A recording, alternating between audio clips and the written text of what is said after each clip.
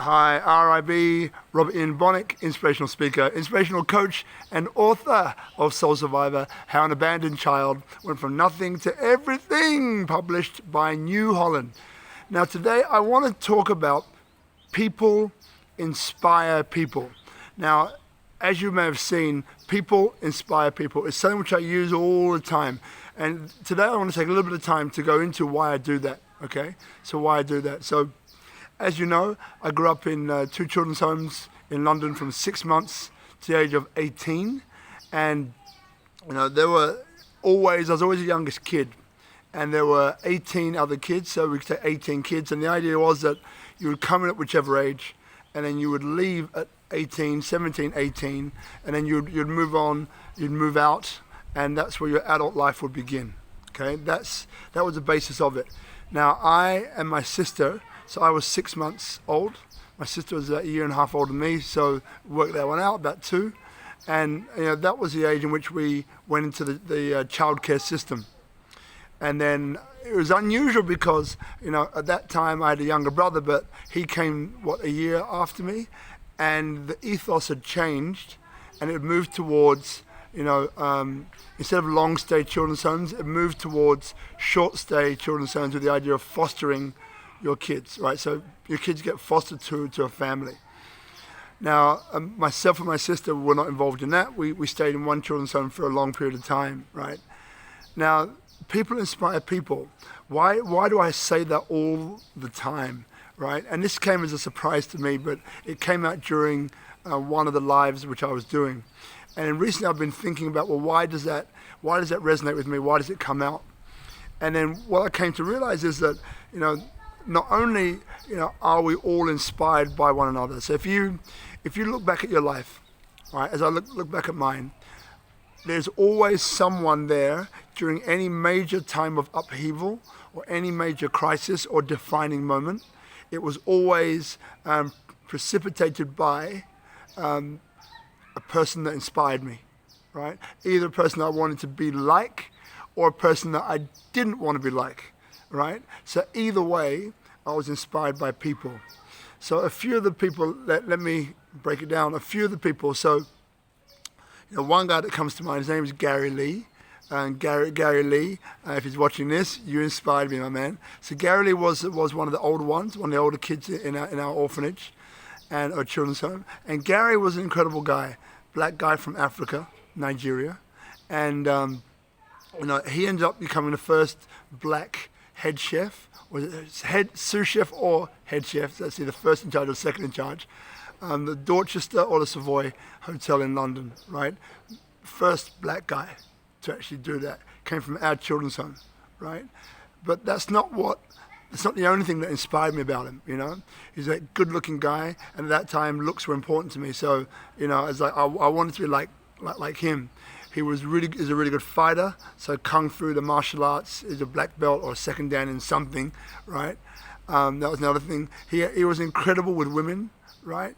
This guy seemed to have the gift of the tongue, right? And you know, like he was popular with women, right? So that was a massive plus. But also he was really good at sport, right? Really good at sport. So that's any sport with that hand-eye ball coordination. Gary had it, you know. It was amazing, you know, in that way. And he was an amazing dancer, right? So there was lots of things in there that as a kid growing up I really looked up to, you know, and I've got to say that he was a guy who really inspired me. I remember the time where we were in the back garden, you know, and he would teach me how to volley in tennis. So I remember adjusting the grip on a tennis racket a little bit further up the shaft and punching the ball away. And he's teaching me how to punch the ball. So volleying in tennis, for those of you who kind of know what I'm talking about, you know, volleying is either static, or if you really want to put the ball away, put it out of reach of your opponent, you really want to punch the ball away. It's like you're punching the ball away. And I remember, you know, there was hours on end, you know, where he was teaching me how to punch the ball away, hours on end, you know.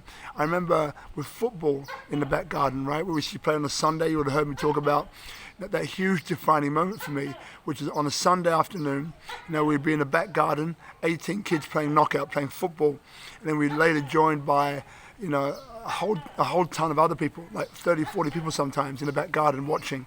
But it felt like it was Switzerland in the back garden. It felt like it didn't matter about your age, your color, and the way you spoke, your religion, your background, your ideology. None of that mattered, because what happened was that, in that back garden, it was like Switzerland. You would suspend all of your beliefs, all of your, wishes, desires, wants, in terms of, of where I'm coming from.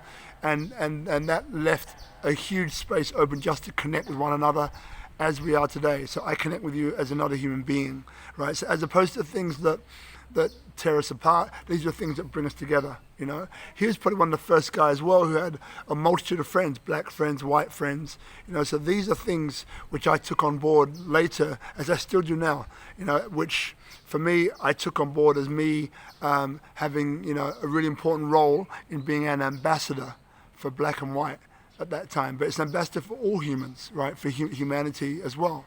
And that's where huge empathy came in. I'm not sure if empathy was one of his strong suits, but these are some of the things that inspired me about him, right? Inspired me about him. Another guy was Ivan Loftman. Ivan, if you're watching this, you're another one who inspired me greatly, Ivan Loftman, another black guy, very fast. This guy was, we used to watch him go sprinting at Crystal Palace. So an amazing sprinter. And he was beating a guy called Mike McFarlane, who was beating a guy called Linford Christie. Linford Christie later became world champion, right? So this guy was fast, right? Huge fast. And he was a big, solid guy, and what happened with Ivan is that, eventually he became rugby like a winger. So imagine speed and mass, right? Moving at velocity. Try and stop that. Forget about it, right? But the thing which really impressed me about Ivan is that he climbed the ladder of the local government system, right? So he basically went up, starting off working in the leisure centre, managing leisure centre, area manager of a leisure centre, and he kept on moving up into small and medium-sized government, and became a real leader, outspoken guy who really shifted and helped a whole lot of people in the education system in Waltham Forest, right? So that's where I grew up in London. And he was a hard head, like I was scared of Ivan, right? I respected him, but I was scared of him. When I was young, I was really scared of him, because this guy he had a furious demeanor. It's not often that I say that, a furious demeanor. That's what he had, right? Furious.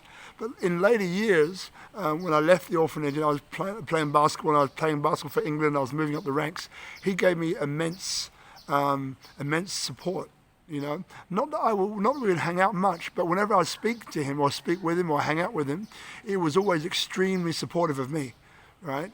And part of his attitude, part of his so we've gone through a furious demeanor. I think he also had like a furious capacity for success, a furious capacity for success and to storm a trail, So he was a trailblazer, right? He's a trailblazer as well.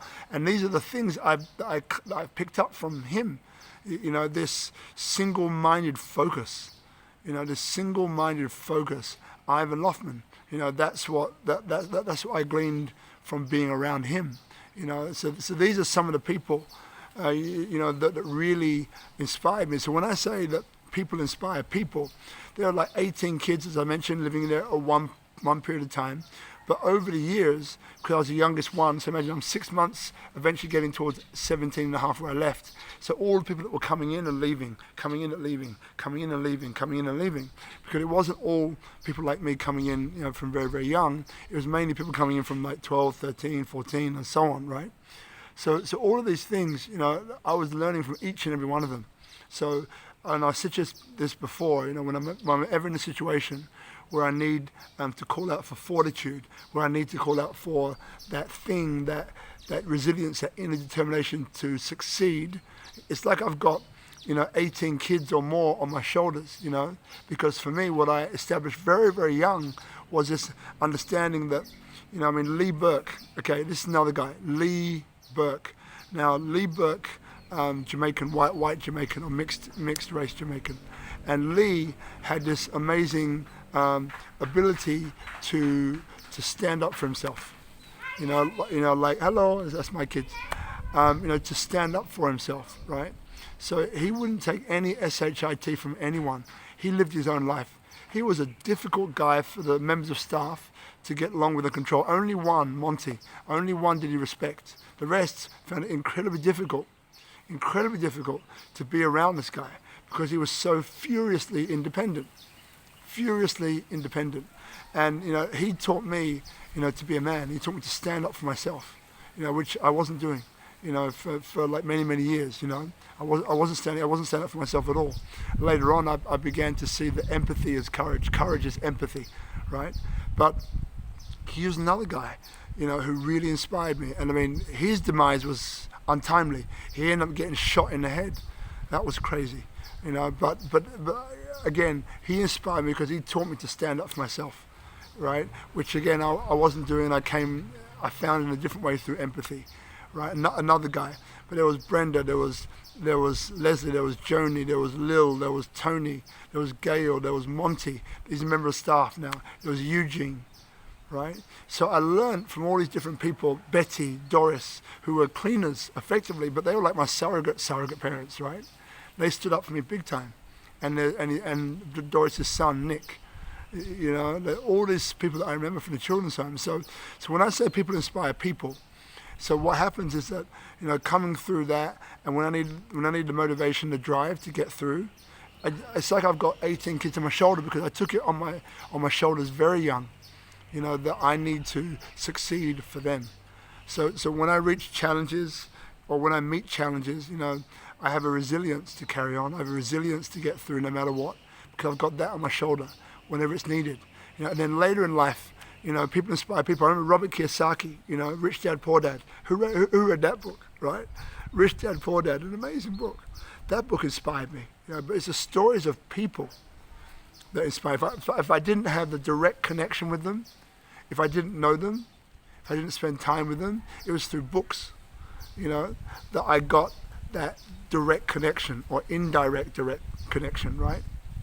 But it was people inspiring people.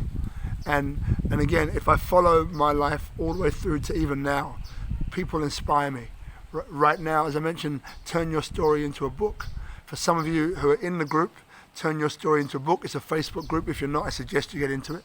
You inspire me, each and every one of you, that I deal with, that, we have discovery calls, or discovery meetings where we see if we can work together, like Stephanie Rodriguez, I bring her up a lot, Matilda Duilestari, Didi, Christina Ventura, Marsha, right? I mean, Marianne, you all inspire me because through going through your story and sitting down with you, right? And basically going, Mike, there's another one, right? Through going through your story, in the process of turning your story into a book, I see humanity, right? I see other people. I see myself in you, right? So if I see myself in you, I see all of humanity in you. So if I see myself, I see all of humanity. Again, if I see myself in you, I see all of humanity in you too. And so again, so when I say, and when you see after, RIB, founder of Turn Your Story into a Book, right? People inspire people. This is what I'm talking about. So it's not a throwaway comment. It's a comment that has depth, that has power, that has impact, right? So look, I think we'll leave this one here, but yeah, I just want you to get, or to acknowledge, or to be reminded, or to understand that people inspire people. So that means you too. So whoever's watching this, whenever you're going to be watching this, you inspire people too. And you may not even know who that is. I remember, for years, working as we used to run clubs, right? And one of the clubs we ran was voted number 3 in the world, Tank in Sydney. But I was always on the door, so people always thought that I was a doorman, right? And I was always there because that's the essence of your business, is right at the door. And I remember, and those of you watching this who remember me, you can probably comment on this if you like. But I remember that, every night I gave the best that I could. The best that I could. What did the best I could mean? It meant that I would break down that indirect block between a guy at the door and a guy or girl trying to come in, which at that time, was all about flexing your muscle. about flexing your ego, right? You can't get in here without me. Like the concept of a door bitch. I mean, like that makes absolutely no sense to me, right? You want people to come in because you want people to be coming in a good state of mind, happy, relaxed. You do that, people are going to have the best time. You're not going to have fights in your place because people are relaxed. You're going to be able to, master the situation because people love you and people trust you and they respect you from the point of view, from that perspective, not from the perspective of fear, and being a bitch, right? So anyway, so that's what I did, So I made it my mission, to break people down. And for sure, some people didn't mean that I'd let everybody in, but even if you left, I would try and do it in a way that you saw that it's humanity, right? And if you did the things that I was saying, then next week maybe you can come in. But it was through trying to empower, not disempower people, right? So that's what I was doing. And so many times, I've had people that either sent me a message online or just came up to me randomly, or through other people just said, and they'll say something about those times, and it would be, like what they're basically saying is that they were really impressed by, but empathized, empowered by the attitude that I displayed. But what I'm trying to say isn't that. What I'm trying to say is that there are people around who see you, and you have no idea who they are, but they see you and they pay attention to what you're doing, whether that's online, offline, who you're being, the acts of kindness that you do randomly, all of these things that make us human, they're taking a note. And every now and again, they'll rise to the surface and let you know, thank you for being that, or thank you for doing that, So, why am I bringing this up? I'm bringing this up because, people inspire people. And even when you don't think that you do, it's the smallest gestures, letting someone go in front of you, right? Giving your seat to somebody else on the train, It's these types of things that really empower and inspire people, because people inspire people, all right? Thanks for listening. See you next time. Bye for now.